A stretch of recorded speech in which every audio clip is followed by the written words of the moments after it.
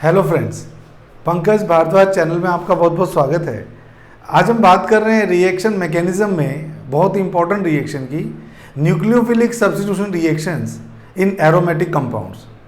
हम लोग जानते हैं aromatic compound generally electrophilic substitution reaction show करते हैं, लेकिन तीन इंपॉर्टेंट कंडीशंस में ये न्यूक्लियोफिलिक सब्स्टिट्यूशन रिएक्शन भी शो करते हैं। आइए देखते हैं इन तीनों कंडीशंस के बारे में।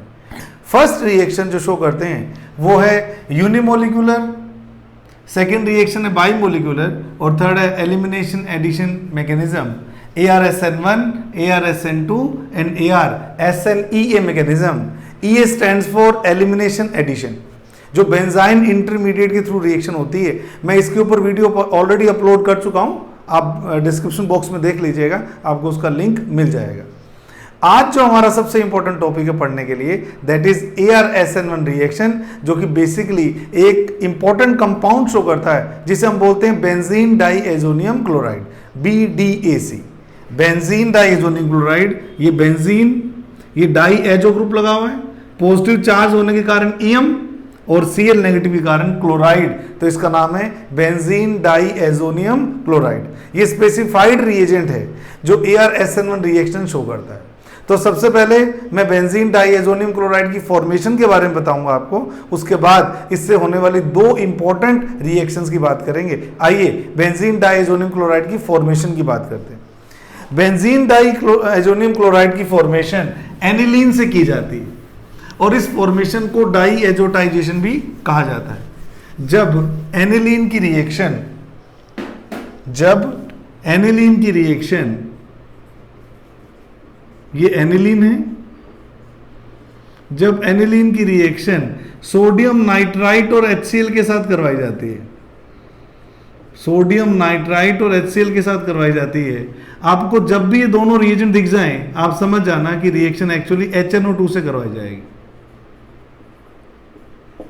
तो जब ये रिएक्शन 0 डिग्री सेंटीग्रेड से 5 डिग्री सेंटीग्रेड के बीच में NaNO2 और HCl से करवाई जाती है, तो फर्स्ट स्टेप में बनता है बेंजीन डाईएजोनियम क्लोराइड, जिसको हम BDAC कहते हैं। और ये दो तरह की इंपॉर्टेंट रिएक्शन शो करता है। एक को हम बोलते हैं कपलिंग रिएक्शंस, जिससे एजोडाइज की फॉर्मेशन होती है, तो इसे एजोडाई टेस्ट भी कहा जाता है। और second reaction simple ARSN1 reaction, ये भी शो करता है। तो आज हम इन दोनों रिएक्शंस की बात करेंगे। ये मेरा बहुत इंपॉर्टेंट रिएजेंट है बेंजीन डाईएजोनियम क्लोराइड। जिस तरह से गिरनियार्ड रिएजेंट एलिफेटिक ऑर्गेनिक केमिस्ट्री में बड़ा इंपॉर्टेंट है, किसी भी फंक्शन ग्रुप को लाने के लिए गिरनियार्ड बहुत इंपॉर्टेंट है केमिकल है, उसी तरह से ऑर्गेनिक केमिस्ट्री में एरोमेटिसिटी या एरोमेटिक कंपाउंड की फॉर्मेशन में बेंजीन डाईएजोनियम क्लोराइड का बड़ा इंपॉर्टेंट रोल है। आइए देखते हैं किस तरह से इसकी फॉर्मेशन होती है। इस रिएक्शन को बोलते हैं हम, इसको बोलेंगे हम डाईएजोटाइजेशन। इस रिएक्शन को बोलेंगे डाईएजोटाइजेशन। तो किस तरह से रिएक्शन परफॉर्म होती है, आइए देखते हैं इसकी मैकेनिज्म के थ्रू। जब नाइट्रस एसिड जो बना है NaNO2 और HCl की रिएक्शन से एसिडिक मीडियम में लिया जाता है, तो इसका प्रोटोनेशन होता है बच्चों। ये रहा नाइट्रस एसिड, आप इलेक्ट्रॉन्स के नंबर वगैरह को सब इंडिकेट किया कीजिए, H पॉजिटिव। तो आप लोग जानते हैं कि ये ऑक्सीजन पे अटैक करेगा और ऑक्सीजन 3 बॉन्ड बनाता है, तो चार्ज आ जाता है पॉजिटिव NO। हम जानते हैं कि वाटर एक बहुत अच्छा लिविंग ग्रुप है, तो ऑक्सीजन अपने दोनों इलेक्ट्रॉन ले जाएगा इससे मेरे पास नाइट्रोसोनियम आयन इलेक्ट्रोफाइल की फॉर्म में मिल जाएगा। मुझे इलेक्ट्रोफाइल की फॉर्म में नाइट्रोसोनियम आयन मुझे मिल जाएगा, नाइट्रोसोनियम आयन मिल जाएगा। इसको नाइट्रोसिलियम आयन या नाइट्रोसोनियम आयन कहा जाता है। अब ये जो इलेक्ट्रोफाइल है वो एनिलीन न्यूक्लियोफाइल पे अटैक करेगा। हम लोग जानते हैं नाइट्रोजन बहुत अच्छा न्यूक्लियोफाइल होता है, जिसके ऊपर लोन पेयर रहते हैं। तो जब इसके ऊपर नाइट्रोसोनियम आयन अटैक करेगा, तो इसके लोन पेयर से बॉन्ड बना लेगा। तो मेरे पास N NO। नाइट्रोजन के जब 4 बॉन्ड बन जाते हैं, आप जानते ही हैं, इस पर हम कौन सा चार्ज लगाते हैं? प्लस चार्ज लगाते हैं। अगर फर्स्ट स्टेप में प्रोटोनेशन हुआ है तो इस स्टेप में होता है फिर डी प्रोटोनेशन, और डी प्रोटोनेशन से H अपने इलेक्ट्रॉन को छोड़ के चला जाता है, और जब ये अपने इलेक्ट्रॉन्स को छोड़ के जाएगा तो फिर वापस नाइट्रोजन के 3 बॉन्ड और एक लोन पेयर वाली कंडीशन आ जाएगी। अब इस कंडीशन को देखिए, क्या आपको ये टोटोमेराइज होता हुआ नहीं दिख रहा? क्या टोटोमराइजेशन क्या होता है? टोटोमराइजेशन में एसिडिक मीडियम में ये जो हाइड्रोजन है ये तीसरे एटम पर शिफ्ट करता है और मल्टीपल बॉन्ड के इलेक्ट्रॉन सेकंड और फर्स्ट के बीच में शिफ्ट करते हैं, तो ये इसके टोटोमराइज होकर बन जाता है N के साथ आया OH और डबल बॉन्ड N और N के बीच में आ जाता है। नाइट्रोजन के ऊपर कोई चार्ज नहीं, दोनों नाइट्रोजन के पास 3 बॉन्ड है और एक लोन पेयर है। अब क्योंकि मीडियम एसिडिक है, अगले स्टेप में ये H प्लस वापस इलेक्ट्रॉन लेने के लिए OH के पास जाएगा, तो ये हो जाएगा OH2 और एरोमेटिक रिंग आपकी बनी हुई थी साथ में, और O के ऊपर चार्ज कौन सा आ जाएगा बच्चों? पॉजिटिव। वापस मैं बोल रहा हूं कि वाटर एक बहुत अच्छा लिविंग ग्रुप होता है, तो अगले स्टेप में वाटर के रिमूव होने से मेरे पास आता है N double bond N aromatic ring. आप लोग जानते हैं ऑक्सीजन अपने दोनों इलेक्ट्रॉन लेके जाएगा, अगर अपने दोनों इलेक्ट्रॉन लेके जाएगा तो इसके पास इस तरफ से तो कुछ भी नहीं आएगा, तो ये लोन पे और ये, अब इस नाइट्रोजन के ऊपर चार्ज क्या आएगा बेटे? प्लस। आप लोग जानते हो कि इस लेवी स्ट्रक्चर में नाइट्रोजन के पास केवल 4 इलेक्ट्रॉन्स हैं, वैलेंस इलेक्ट्रॉन 5 होते हैं, और इस स्ट्रक्चर में अगर 4 इलेक्ट्रॉन मिलेंगे हम क्या बोलेंगे? हम बोलेंगे इस पे फॉर्मल चार्ज कितना आएगा? प्लस आएगा। और जब ये अपने आप को अपनी दूसरी रेजोनेटिंग स्ट्रक्चर में कन्वर्ट कर लेगा, ऊपर बना रहा हूं, तो इसके जो लोन पेयर हैं ये वाले, अगर ये यहां पार्टिसिपेट कर जाएंगे तो सेकंड रेजोनेटिंग स्ट्रक्चर बन जाएगी जिसमें रिंग वाला नाइट्रोजन पॉजिटिवली चार्ज हो जाएगा। आप समझ सकते हैं मैं ऐसा क्यों कह रहा हूं। नाइट्रोजन के पास अब केवल 4 इलेक्ट्रॉन रह गए, तो ये इसकी फर्स्ट रेजोनेटिंग स्ट्रक्चर है और ये इसकी सेकंड रेजोनेटिंग स्ट्रक्चर है। इस तरह से एनिलीन की नाइट्रस एसिड से रिएक्शन से किसकी फॉर्मेशन होती है? बेंजीन डाइएजोनियम आयन की फॉर्मेशन होती है।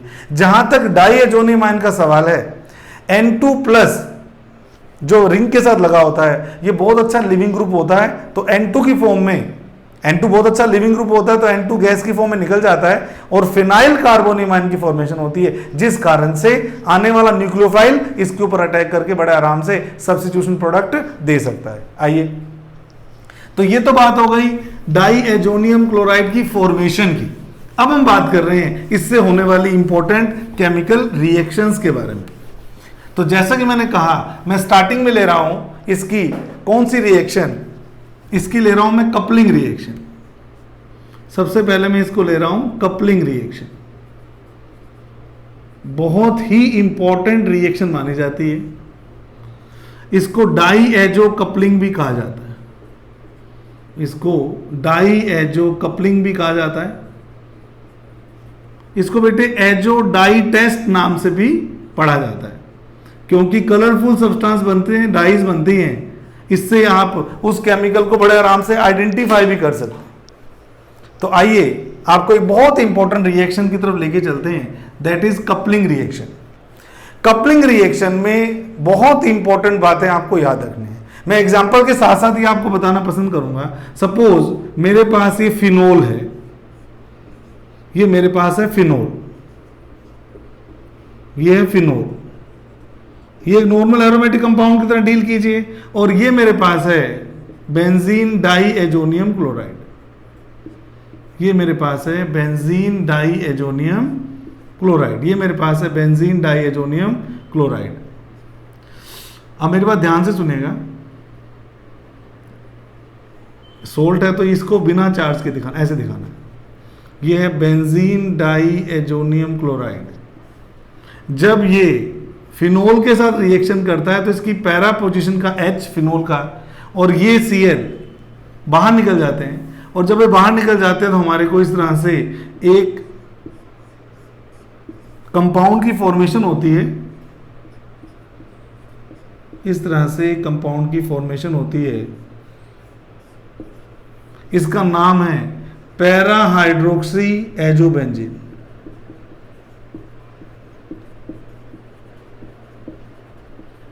और ये ऑरेंज कलर का एक डाई होता है -HCl। इस रिएक्शन दो मॉलिक्यूल कंबाइन हो रहे हैं तो ये कपलिंग रिएक्शन के नाम से जानी जाती है। इसमें दोनों के दोनों नाइट्रोजन के ऊपर एक एक लोन पेयर है, इसलिए कोई चार्ज इस मॉलिक्यूल पे नहीं है।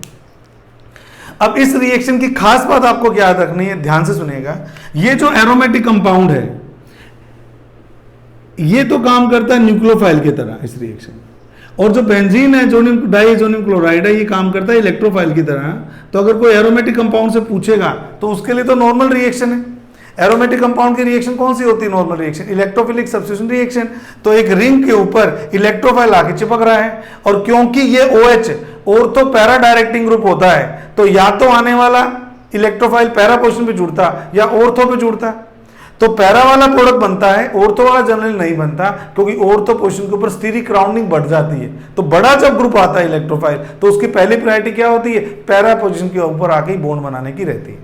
तो याद रखिएगा, क्योंकि मैं कह रहा हूं कि यहां पर जो एरोमेटिक कंपाउंड है, फिनोल है, एनिलीन है, एनएन डाइमिथाइल एनिलीन है, ये तो न्यूक्लियोफाइल का काम करते हैं। तो न्यूक्लियोफाइल ज्यादा अच्छा कौन सा माना जाता है? जिसके ऊपर चार्ज डेंसिटी ज्यादा हो। तो अगर इस रिंग के ऊपर, एरोमेटिक रिंग के ऊपर इलेक्ट्रॉन डोनेटिंग ग्रुप लगे होंगे तो ये रिएक्शन ज्यादा अच्छे से चलेगी।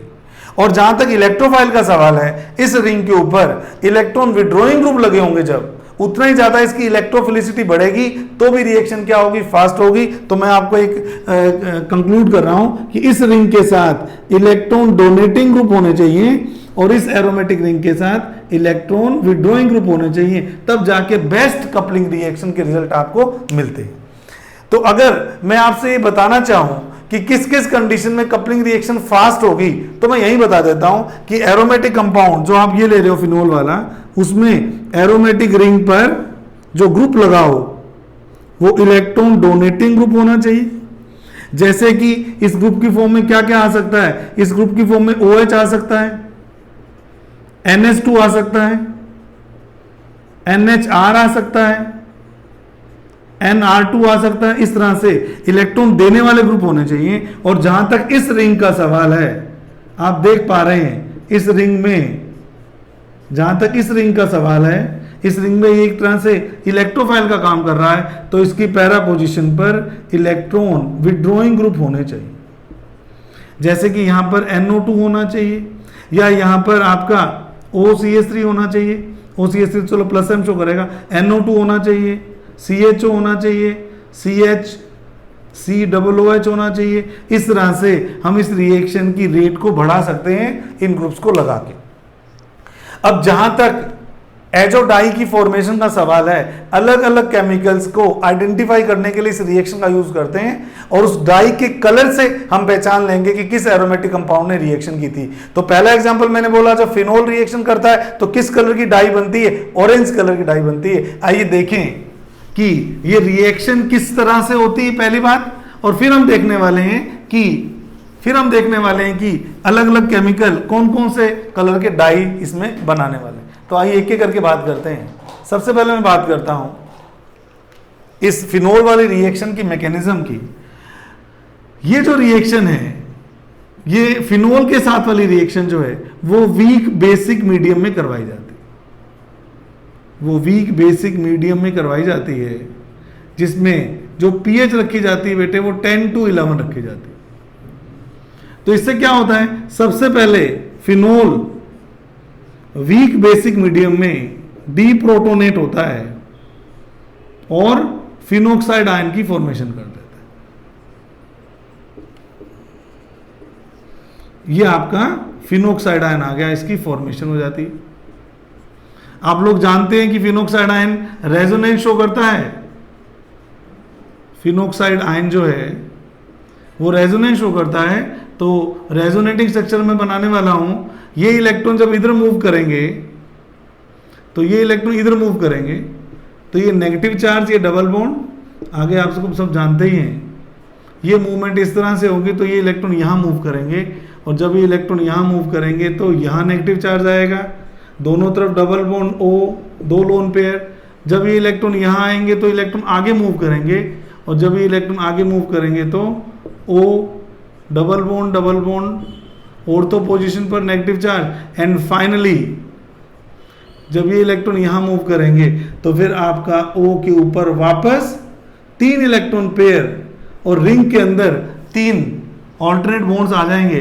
तो ये सब पांचों की पांचों फिनोक्साइड आयन की रेजोनेटिंग स्ट्रक्चर्स हैं, first, second, third, fourth and fifth.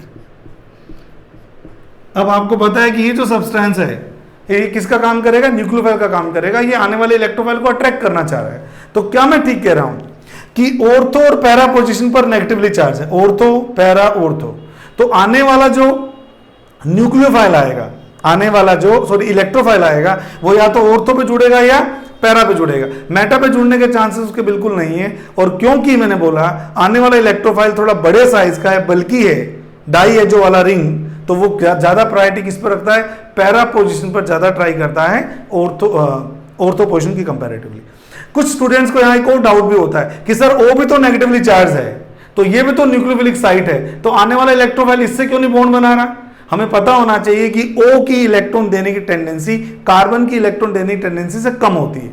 याद कीजिए जब मैंने आपको न्यूक्लियोफाइल पे वीडियो दिया था, न्यूक्लियोफाइल को के रूल्स 10 रूल्स बताने का वीडियो दिया था, मैंने कहा था जिसका नेगेटिवली चार्ज कार्बन की इलेक्ट्रोनेगेटिविटी कम होगी एटम की, उसकी न्यूक्लियोसिटी ज्यादा होती है, और जिस नेगेटिवली चार्ज एटम की इलेक्ट्रोनेगेटिविटी ज्यादा होती है उसकी न्यूक्लियोसिटी कम होती है। इस कारण से इलेक्ट्रोफाइल कार्बन पे अटैक करेगा, ना कि ऑक्सीजन के ऊपर अटैक करेगा। और अगर पैरा पोजीशन पे अटैक करता है, अगर पैरा पोजीशन पे अटैक करता है, तो मैं इस तरह से इसको इंडिकेट कर रहा हूं, तो ये पैरा पोजीशन पर आपका नेगेटिव चार्ज था, यहां पे भी डबल बॉन्ड था, यहां पे भी डबल बॉन्ड था, और यहां पे भी डबल बॉन्ड था। ये आपका आ चुका है कौन? इलेक्ट्रोफाइल। आपको पता है ये पॉजिटिवली चार्ज था और इसके ऊपर कोई चार्ज नहीं है। तो बेटे इलेक्ट्रॉन को लेने के लिए ये पॉजिटिवली चार्ज वाला यहाँ के बॉन्ड बनाएगा, और जब ये बॉन्ड बनाएगा तो N डबल बॉन्ड N, ये आपकी डाईएजो वाली रिंग आ गई, ये एरोमेटिक वाली रिंग है, और ये आपका O, ये वाला डबल बॉन्ड और ये वाला डबल बॉन्ड, इसके ऊपर इसने अटैक किया। ये नेगेटिव चार्ज और ये पॉजिटिव चार्ज न्यूट्रलाइज हो गए, तो ये भी न्यूट्रल होगा, ये भी न्यूट्रल होगा। हम जानते हैं कि इस पोजीशन पर एक H भी प्रेजेंट है, और हम ये भी जानते हैं कि ये एरोमेटिसिटी डिस्टर्ब हो गई है, क्योंकि पाई इलेक्ट्रॉन्स का नंबर रिंग के अंदर 4 है। तो हम क्या करेंगे? एरोमेटिसिटी को मेंटेन करने के लिए ये H हाइपर कंजुगेशन के थ्रू अपने इलेक्ट्रॉन देके जाएगा, और अगर ये इलेक्ट्रॉन देके जाएगा तो ये इलेक्ट्रॉन ऊपर जाएंगे, और ये इलेक्ट्रॉन ऊपर जाएंगे, तो आपकी जो अगली स्ट्रक्चर बनने वाली है वो स्ट्रक्चर ये बनेगी। O के ऊपर वापस 3 इलेक्ट्रॉन आ चुके हैं, एरोमेटिसिटी मेंटेन हो चुकी है वापस, ये नीचे वाला तो सेम रहेगा, इसमें कोई चेंज नहीं आया। तो इस तरह से ये आपकी स्ट्रक्चर बन जाएगी। और आप आगे जानते ही है एसिडिक मीडियम में प्रोटॉन कहीं से भी मिल जाएगा इसको, और जैसे इसको प्रोटॉन मिल जाएगा तो मेरे पास एक ऑरेंज कलर की डाई की फॉर्मेशन हो जाएगी। OH के एक तरफ, रिंग के एक तरफ OH है और दूसरी तरफ N डबल बॉन्ड N और रिंग है। इस तरह से आपको एजो डाई की फॉर्मेशन हो जाती है। तो ये इसकी मैकेनिज्म है जो हमें सीखनी जरूरी है। अब मैं इस रिएक्शन के कुछ एग्जांपल्स की बात करूंगा कि आपको पता लगे कौन कौन से कंपाउंड कौन कौन से कलर की डाई की फॉर्मेशन करते हैं। आइए अब मैं बात कर रहा हूं इसके एग्जांपल्स की। तरीका आपने सीख ही लिया है कि किस तरह से मैं इस रिएक्शन को प्रोसीड करता हूं। मैं उस रिंग की पैरा पोजीशन के H को रिप्लेस करता हूं जिस रिंग में इलेक्ट्रॉन डोनेटिंग ग्रुप लगे होते। तो जैसे कि मैंने बोला, आप इसको आप चार्ट की फॉर्म में याद कर लीजिएगा। तो मैंने यहां पर केमिकल जब लिया फिनोल,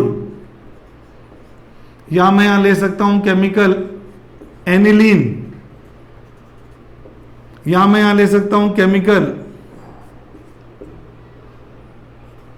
NN डाइमिथाइल एनिलीन, या मैं यहां केमिकल ले सकता हूं, बहुत इंपॉर्टेंट रिएक्शन है, बहुत इंपॉर्टेंट रिएक्शन है, एक केमिकल ले सकता हूं बेटा बीटा नेफ्थोल, या मैं एक केमिकल ले सकता हूं अल्फा नेफ्थोल। ये सब के सब कपलिंग रिएक्शन के महारथी हैं और बहुत अच्छी कपलिंग रिएक्शन शो करते हैं। अगर मैं इसको नंबर 1, इसको नंबर 2, इसको नंबर 3, इसको नंबर 4 और इसको नंबर 5 लिखता हूं तो मेरे पास 5 कपलिंग रिएक्शंस है। इन सबके रिएक्शन में किससे करवा रहा हूं? ये पैरा पोजीशन का H है, ये वाले H इससे रिप्लेस होंगे, तो मैं रिएक्शन करा रहा हूं Cl N double bond N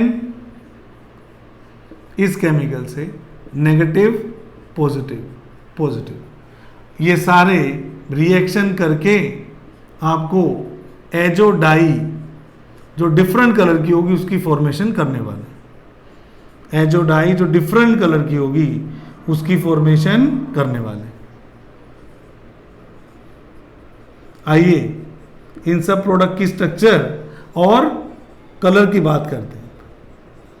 तो मैं एक ही तरह से लिख रहा हूं ताकि रिएक्शन को याद करने में आपको बिल्कुल भी दिक्कत नहीं हो, तकलीफ नहीं हो। तो आइए हम बात करते हैं इन रिएक्शंस की क्या क्या मिलता है। इन सभी के अंदर जो मीडियम होता है वो वीकली बेसिक मीडियम होता है, यानी कि पीएच जो आपको चाहिए वो होती है कितनी, 10 to 11। लेकिन याद रखिएगा जब नाइट्रोजन कंटेनिंग ग्रुप आ जाते हैं तो वीकली एसिडिक मीडियम रखा जाता है और पीएच रखी जाती है 5 to 6 के बीच में। इस बात को याद रखिएगा। जब नाइट्रोजन वाले आ जाते हैं तो वीकली एसिडिक मीडियम रखते हैं, और जब फिनोलिक आ जाते हैं तो वीकली बेसिक मीडियम में आपकी रिएक्शन पूरी होती है। इसका रीजन भी मैं बताऊंगा आपको थोड़ी देर के बाद में। तो क्या करने वाला हूं मैं, करने वाला हूं इनकी रिमूवल। यहां से बेटे HCl जाएगा, यहां से भी HCl जाएगा, HCl जाएगा, ये HCl जाएगा, ये वाला HCl जाएगा, सॉरी पैरा वाला जाता है, ये वाला HCl जाएगा, ये वाला HCl जाएगा, और जाने के बाद जो आपका केमिकल बनेगा वो केमिकल ये होगा। मैं आपको यहां लिख के बता रहा हूं सबकी स्ट्रक्चर्स। तो एक एरोमेटिक रिंग ये रही, यहां OH लगा हुआ है, इसके साथ में N डबल बॉन्ड N, ये दूसरी एरोमेटिक रिंग। तो ये आपका क्या बन गया, किस कलर की डाई होती है, मैंने बोला ये ऑरेंज कलर की डाई होती है, ये ऑरेंज कलर की डाई होती है। फिर मैं जब इसके साथ रिएक्शन करता हूं तो NH2, फिर एरोमेटिक रिंग, फिर वही का वही N double bond N ring. याद रखिएगा ये येलो कलर की डाई होती है। तो इन दोनों में यही फर्क है। फिनोल के एजो डाई टेस्ट में फाइनल रंग क्या आता है, ऑरेंज कलर आता है, और एनिलीन की डाई टेस्ट में फाइनल कलर क्या आता है, येलो कलर आता है। और अगर मैं इस तरह से सब्स्टिट्यूटेड अमीन से रिएक्शन करता हूं तो येलो कलर की डाई आपको मिलती है, और येलो कलर की डाई आपको मिलती है इस तरह से, ये भी येलो कलर की डाई होती है। इसमें एक एक्सक्लूसिव पॉइंट आपको बताना चाहता हूं। अगर मैं इस रिएक्शन में पैरा पोजीशन पर, डाइएजो ग्रुप की पैरा पोजीशन पर SO3Na ले लो तो नो डाउट प्रोडक्ट में भी यहां क्या आएगा बेटे, SO3Na आएगा। अब ये बड़ा इंपॉर्टेंट केमिकल है, आपने बहुत बार नाम सुना होगा, मिथाइल येलो। ये एक इंडिकेटर है जो एसिडिक मीडियम में तो रेड कलर का दिखता है और बेसिक मीडियम में येलो कलर का दिखता है। तो इसका जो इक्विलिब्रियम में कलर होगा वो क्या होगा बेटा, ऑरेंज होगा। तो मिथाइल ऑरेंज की फॉर्मेशन आपको इस थर्ड रिएक्शन से करनी है। बस इतना से याद रख लेना, यहां पे सिंपल डाइएजोनियम सॉल्ट नहीं लेना, यहां पर उसकी पैरा पोजीशन पर सोडियम सल्फोनेट वाला ग्रुप लगाना है, और फाइनली आपका जो प्रोडक्ट बनेगा वो एक इंडिकेटर है मिथाइल ऑरेंज। इसका use acid base indication, ionic equilibrium में इसका यूज किया जाता है। आगे अगर मैं ये वाला HOH निकालता हूं तो मैं शॉर्ट में ही लिख रहा हूं, जगह कम है। तो ये दो रिंग्स तो आपने एज इट इज जोड़ रखी हैं, ये OH भी एज इट इज ही रहेगा, और इस पोजीशन पर N2PH लगा देता हूं। समझते हैं ना आप लोग, N2PH शॉर्ट में लिख दिया। और यहां पर जो पैरा पोजीशन निकलेगी उस पैरा पोजीशन से यही ग्रुप लगे होंगे नीचे की तरफ, N2PH में लिख देता हूं, क्योंकि OH ग्रुप कहां लगा हुआ है, यहां। जहां तक इसके कलर का सवाल है, इसको हम स्कारलेट रेड कलर बोलते हैं बेटे, सिंदूरी लाल रंग बोलते हैं, सिंदूर जैसा लाल कलर होता है। और इसको हम बोलते हैं ऑरेंज रेड, इसको बोलते हैं ऑरेंज रेड। इसको बोलते हैं, इसमें येलोनेस होती है थोड़ी सी, इसको बोलते हैं ऑरेंज रेड। तो इतने टाइप के डाई टेस्ट आपको एरोमेटिसिटी के अंदर अच्छे से याद करने हैं। यहां मैं एक और छोटा सा पॉइंट आपका क्लियर करना चाहता हूं कि इसने इसी एच को क्यों रिमूव किया, और भी कई एच थे उनको रिमूव क्यों नहीं किया, और इसने पैरा वाले को क्यों रिमूव किया। एक छोटी सी बात आपको बता के फाइनल करता हूं। अगर मैं इस स्ट्रक्चर की बात करता हूं, इसका स्क्रीनशॉट ले लीजिए फटाफट, पोज करके भी आप देख सकते हैं। अगर मैं बात करूं बीटा नेफ्थोल की, अगर मैं बात करूं बीटा नेफ्थोल की, तो बीटा नेफ्थोल की अल्फा पोजीशन के एच को ही रिप्लेस किया है मैंने, और किसी एच को रिप्लेस क्यों नहीं किया, इसका एक पर्टिकुलर रीजन है। क्या रीजन है, आइए। अगर मैं बीटा नेफ्थोल की बात करता हूं तो यही बेस्ट एच है जो आप निकाल सकते थे। आप कहेंगे कैसे सर, तो यहां पर मैंने लगा दिया OH और ये लगा हुआ H, केमिकल का नाम है बीटा नेफ्थोल। और मैं आपको बता चुका हूं कि इसके अंदर एरोमेटिक रिंग तो न्यूक्लियोफाइल का काम करती है, और जो आपका बेंजीन डाइजोनियम वाला N2 पॉजिटिव है वो इलेक्ट्रोफाइल का काम करता है। अब मेरी बात आप ध्यान से सुनिएगा, अगर ये इलेक्ट्रॉन इधर शिफ्ट हो जाएंगे, अगर ये इलेक्ट्रॉन इधर शिफ्ट हो जाएंगे तो इस कार्बन पे आएगा बेटे प्लस चार्ज, और इस कार्बन पे आएगा नेगेटिव चार्ज। और अगर ये इधर शिफ्ट हो जाते हैं तो इधर नेगेटिव चार्ज आता है और इधर पॉजिटिव चार्ज आता है। ये कंडीशन बेटर क्यों है, आप खुद मुझे बताइएगा। ये कंडीशन बेटर क्यों है, ये आप मुझे खुद बताइएगा कि अगर ये OH वाला कार्बन तो हो जाए पॉजिटिवली चार्ज, ये रिंग लगी हुई है, H तो कभी कहीं जा नहीं रहा, और इलेक्ट्रोफाइल में यहां जोड़ रहा हूं। आपको पता है इलेक्ट्रोफिलिक सब्स्टिट्यूशन रिएक्शन में स्लो स्टेप में कौन अटैक करता है, पहले इलेक्ट्रोफाइल अटैक करता है। ये बेस्ट कार्बोनियम आयन होता है बेटे, कारण क्योंकि इसमें OH ग्रुप के साथ ही पॉजिटिव चार्ज आ गया है। आपको पता है स्पेशल कार्बोनियम आयन की कंडीशन होती है, it is one of the best carbonium ion which is formed, that's why ये रिएक्शन में इलेक्ट्रोफाइल कहां अटैक करेगा, इसकी अल्फा पोजीशन में अटैक करेगा। और फाइनली ये तो आपको पता ही है, फाइनल स्टेप में जब H अपने इलेक्ट्रॉन छोड़ के जाएगा तो आपका जो सब्स्टिट्यूशन प्रोडक्ट होगा उसमें अल्फा पोजीशन पे E लगा होगा और बीटा पोजीशन पर OH लगा होगा। इसलिए मैंने कहा कि एक रीजन है जिसके कारण आप इसको यहीं पे लगाएंगे। जहां तक अल्फा नेफ्थोल का सवाल है, अल्फा नेफ्थोल की भी बात कर लेता हूं। अल्फा नेफ्थोल के अंदर पैरा पोजीशन, देखो कई बच्चों को डाउट होता है सर इसकी पैरा पोजीशन पे क्यों नहीं करवा रहे, इसकी पैरा पोजीशन फ्री नहीं है, sp2 हाइब्रिडाइज है, इसमें कोई H ही नहीं है जो रिप्लेस होगा। जहां तक अल्फा नेफ्थोल का सवाल है, अल्फा नेफ्थोल की तो ये पोजीशन फ्री है, और आपको अच्छे से पता है जब ऑर्थो और पैरा दोनों साइड अटैक की पॉसिबिलिटी होती है तो पैरा वाली पोजीशन पर अटैक होता है, बड़े इलेक्ट्रोफाइल होने के कारण N2Cl के, इसलिए ये वाला एच रिमूव होगा। तो अल्फा नेफ्थोल में तो पैरा वाला रिप्लेस करेगा, और बीटा वाले के अंदर इधर वाला ऑर्थो वाला जो रिंग के साथ होगा।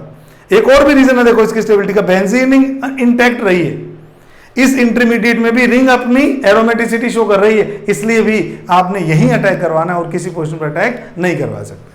तो ये तो बात हो गई कपलिंग रिएक्शन की, इससे बनने वाले प्रोडक्ट की। कई बार एक क्वेश्चन कॉम्पिटिटिव एग्जाम में खूब पूछा जाता है, कई बार एक क्वेश्चन कॉम्पिटिटिव एग्जाम्स में खूब पूछा जाता है, वो क्या क्वेश्चन है उसकी मैं बात करता हूं। मान लीजिए एक ही रिंग के ऊपर OH भी लगा हुआ है और NH2 भी लगा हुआ है पैरा पोजीशन पर।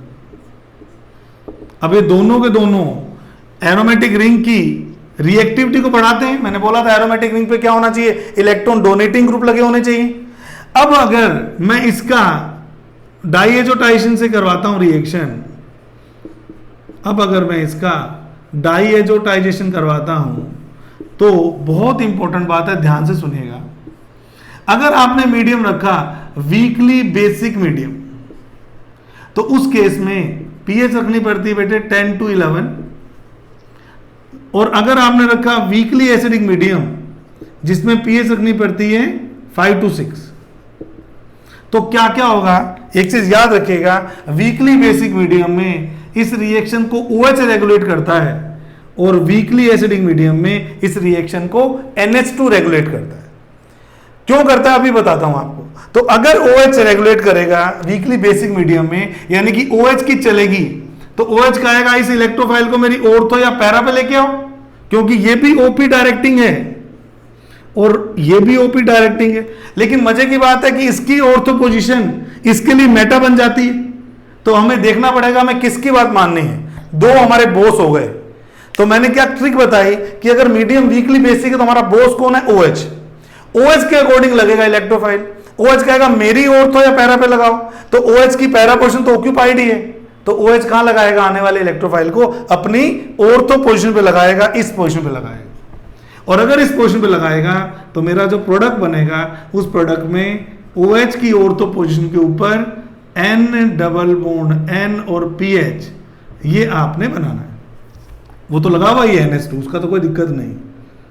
पर अगर आपका मीडियम वीकली एसिडिक हो जाता है तो फिर ये हीरो बन जाता है।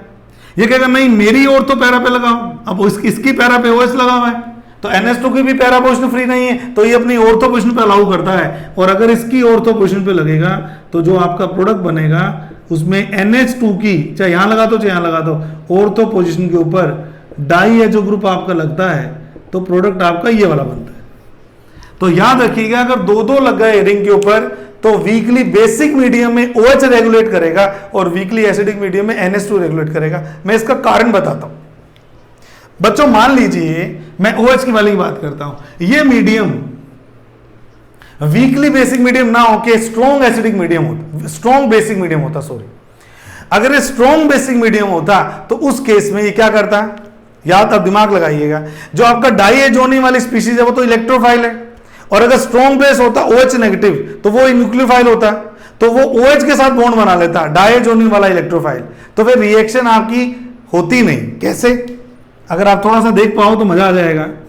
मान लीजिए ये आपका डाइएजोनियम वाला, ये आपका डाइएजोनियम वाला आयन है, अगर आपने मीडियम कर दिया होता स्ट्रॉन्गली बेसिक मीडियम तो ये OH इस N के साथ क्लब हो जाता, क्योंकि इसको तो क्या चाहिए, इसको तो इलेक्ट्रॉन देने वाले चाहिए। ये कहेगा तेरे से बॉन्ड बना लेता हूं, तो अगर ये इससे बॉन्ड बना लेता तो आपकी स्पीशी बनती ये वाली, भाई इसका माइनस इसका प्लस न्यूट्रलाइज हो जाता, और बेसिक मीडियम में ये वाला H निकल जाता प्लस OH और माइनस H2O, तो आपका जो इंटरमीडिएट बनता वो ये बनता।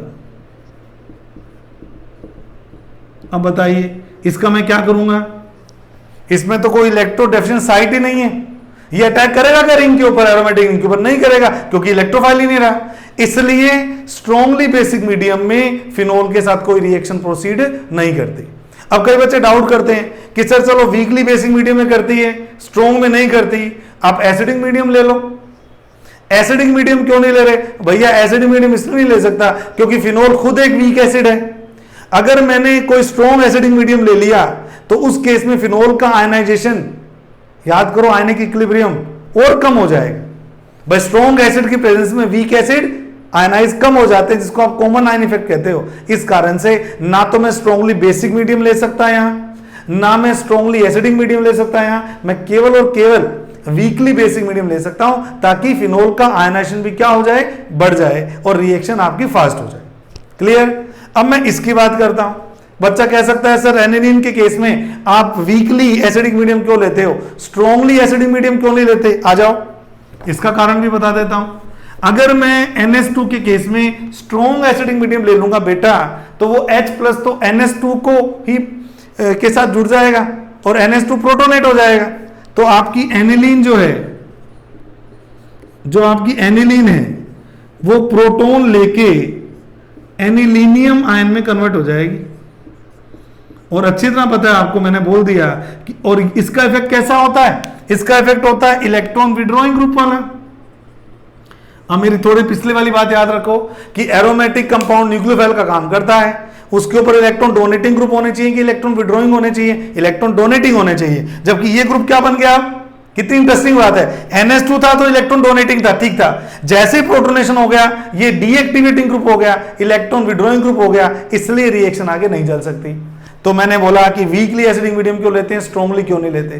कोई बच्चा पूछेगा बेसिक मीडियम क्यों नहीं लेते, अरे भाई मेरे अगर बेसिक मीडियम ले लेगा तो फिर एनिलीन से रिएक्शन क्यों करेगा, वो उस OH नेगेटिव से रिएक्शन करके, वो पिछली वाली बात, तो जो आपका डाइएजोनियम वाला आयन है वो ज्यादा किससे इंटरेस्टेड होगा, OH नेगेटिव से बॉन्ड बनाने में कि NH2 न्यूट्रल से बॉन्ड बनाने में? OH नेगेटिव से बॉन्ड बनाएगा तो भी आपकी रिएक्शन कपलिंग रिएक्शन नहीं हो सकती। इसलिए जो कंडीशन दे रहा हूं वही ले सकते हैं कि अगर फिनोलिक कंपाउंड लेते हैं तो वीकली बेसिक मीडियम लेना होगा, और अगर आप एनिलीन वाला कंपाउंड लेते हैं तो वीकली एसिडिक मीडियम आपको लेना पड़ता है। तो ये जो बातें हैं, ये सब बातें आ गई आपकी किसके अंदर, कपलिंग रिएक्शन के अंदर। तो मैंने आपको पीएच का रोल, प्रोडक्ट के कलर्स वगैरह बता दिए। अब लास्ट रिएक्शन में इसकी डील कर रहा हूं, ArSN1 सिंपल रिएक्शन। डाइएजोनियम मैंने बोला बहुत इंपॉर्टेंट स्पीसीज है, डाइएजोनियम बहुत इंपॉर्टेंट स्पीसीज है, और ये जो स्पीसीज है ये खूब सारी ArSN1 रिएक्शन शो करती है। फटाफट अगर हम देखें तो मैंने बीच में लिख दिया N2Cl। आप लोग जानते हो कि N2 पॉजिटिव है और Cl माइनस है। तो इस रिएक्शन की थीम क्या होती है, ये वाला पार्ट तो निकल जाता है बेटे, सिंपल सी ट्रिक बता रहा हूं, और न्यूक्लियोफाइल आके जुड़ जाता है इसको, इसलिए इसको क्या बोलते हैं, ArSN1 रिएक्शन कहते हैं। ArSN1 unimolecular aromatic nucleophilic substitution. आइए इसके एग्जांपल्स की बात करते हैं, ये किन किन के साथ ये रिएक्शन शो करता है। तो मैं कुछ केमिकल आपको दे रहा हूं, उन सब के साथ ये अपनी रिएक्शन को शो करता है। सबसे पहले सबसे इंपॉर्टेंट रिएक्शन बता रहा हूं, अगर बेंजीन डाइएजोनियम क्लोराइड की रिएक्शन कॉपर क्लोराइड के साथ HCl की प्रेजेंस में, या HCl के साथ CuCl की प्रेजेंस में, HBr के साथ CuBr की प्रेजेंस में, और HCN के साथ CuCN की प्रेजेंस में करवाई जाती है, तो आपको मैंने बोला था ना, ये हटा देना और न्यूक्लियोफाइल जोड़ देना। यहां पर न्यूक्लियोफाइल Cl नेगेटिव है, यहां पर Br नेगेटिव है, यहां पर Cn नेगेटिव है। तो जो आपके प्रोडक्ट बनते हैं, फर्स्ट केस में बनता है क्लोरोबेंजीन, सेकंड केस में बनता है ब्रोमोबेंजीन, और थर्ड केस में बनता है साइनोबेंजीन बेंजोनाइट्राइल। ये तीनों रिएक्शन एक बहुत इंपॉर्टेंट नेम रिएक्शन है। इस रिएक्शन को सैंड मेयर रिएक्शन कहा जाता है। ये रिएक्शन कौन सी रिएक्शन है, ये रिएक्शन है सैंड मेयर रिएक्शन। हालांकि मैं आपको ये तो बता दूं कि यह साइनाइड को इंट्रोड्यूस करना बेटे, तो इसके अलावा आप डायरेक्ट KCN से रिएक्शन से भी कर सकते हैं, लेकिन उसको सैंड मेयर रिएक्शन नहीं कहेंगे। तो ये रिएक्शन आपकी सैंड मेयर रिएक्शन है। उसके बाद में बात करूं, अगर मैं इसकी रिएक्शन कर रहा हूं पोटेशियम आयोडाइड के साथ, तो बन जाती है आयोडोबेंजीन। और इसकी एक और रिएक्शन मुझे ध्यान आ रही है, अगर मैं इसकी कॉपर से रिएक्शन करा दूं 2 मोल की, तो अगर आप याद रख पाओ तो बाईफेनिल बन जाती है, बिल्कुल जैसे वुड्स रिएक्शन होती है ना, बिल्कुल वैसे। तो बाईफेनिल की फॉर्मेशन हो जाती है, बाईफिनाइल की फॉर्मेशन हो जाती है। इसके अलावा अगर मैं इसकी रिएक्शन करा दूं हाइपोफास्फोरस एसिड से, तो इससे बेंजीन की फॉर्मेशन हो जाती है। याद रखना, यहां पे न्यूक्लियोफाइल का काम H नेगेटिव करता है। ऐसे ही अगर मैं इसकी रिएक्शन इथेनॉल से करवा दूं, तो यहां भी न्यूक्लियोफाइल जो है वो H नेगेटिव काम करता है और आपकी बेंजीन बन जाती है। एक और रिएक्शन मुझे याद आ गई बेंजीन बनाने की, अगर मैं लिथियम एल्यूमिनियम हाइड्राइड से इसको ट्रीट करता हूं, तो भी न्यूक्लियोफाइल का काम H नेगेटिव करता है और बेंजीन की फॉर्मेशन हो जाती है। तो आप देख पा रहे हैं कितने टाइप की रिएक्शंस मैं बेंजीन डाइएजोनियम क्लोराइड से कर रहा हूं। और आइए कुछ रिएक्शन और भी मुझे ध्यान आ रही है, इसकी बहुत इंपॉर्टेंट रिएक्शंस है। अगर मैं इसकी रिएक्शन अमोनिया से कर दूं, तो फिर बन जाती है एनिलीन। अगर मैं इसकी रिएक्शन अमोनिया से कर दूं, फिर बन जाती है एनिलीन। अगर मैं इसकी रिएक्शन एल्काइल सोडियम से कर दूं, तो न्यूक्लियोफाइल का काम R नेगेटिव करेगा और आपको एल्काइल बेंजीन की फॉर्मेशन हो जाएगी। सिमिलरली अगर यही रिएक्शन मैं RMgX गिरनार्ड रिएजन से करवाता हूं, तो भी न्यूक्लियोफाइल का काम कौन करता है गिरनार्ड में, R नेगेटिव करता है, तो भी आपको एल्काइल बेंजीन की फॉर्मेशन हो जाएगी। इसके अलावा अगर मैं इसकी रिएक्शन सोडियम एसिटिलाइड से करवा दूं, तो भी न्यूक्लियोफाइल का काम कौन करेगा, एसिटिलाइड आयन करेगा, और आपका प्रोडक्ट जो बनेगा वो ये वाला प्रोडक्ट आपका बन जाएगा C ट्रिपल बॉन्ड CH, ये आपका प्रोडक्ट बन जाएगा। इसके अलावा अगर मैं इसकी रिएक्शन OCH3 नेगेटिव मेथोक्साइड आयन से करवा दूंगा, तो ये बन जाएगा एनिसोल। और लास्ट अगर मैं इसकी रिएक्शन एसीटेट आयन से करवा दूं तो एसीटेट आयन भी रिंग के साथ जुड़ जाएगा और इस तरह से आपका एस्टर की फॉर्मेशन हो जाएगी। आप देख पा रहे हैं ऑलमोस्ट सारे एरोमेटिक कंपाउंड तो बना दिए हमने भाई, 1 2 3 4 5 6 7 8 9 10 11 12 13 और भी कई रिएक्शंस है। आप बेंजीन डाइसोनियम क्लोराइड से कई टाइप के एरोमेटिक कंपाउंड की फॉर्मेशन कर लेते हैं। तो ये केमिकल बहुत बहुत इंपॉर्टेंट केमिकल है। तो ये आज की क्लास है। मैंने आपको बोला कि एरोमेटिक न्यूक्लियोफिलिक सब्स्टिट्यूशन 3 टाइप की होती है, ARSN1, ARSN2 और बेंजाइन इंटरमीडिएट की रिएक्शन।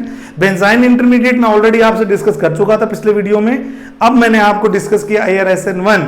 नेक्स्ट वीडियो में ARSN2 के साथ और रिएक्शन लेके आपके सामने आऊंगा। आपने इस वीडियो को पूरा देखा, इसके लिए आपका बहुत बहुत धन्यवाद। Thank you so much. जिन्होंने चैनल सब्सक्राइब नहीं किया है वो चैनल को सब्सक्राइब करें, वीडियो को प्लीज लाइक करें और बेल आइकन को प्रेस करें ताकि आपको सारे नोटिफिकेशन मिलते रहे। थैंक यू सो मच बच्चों।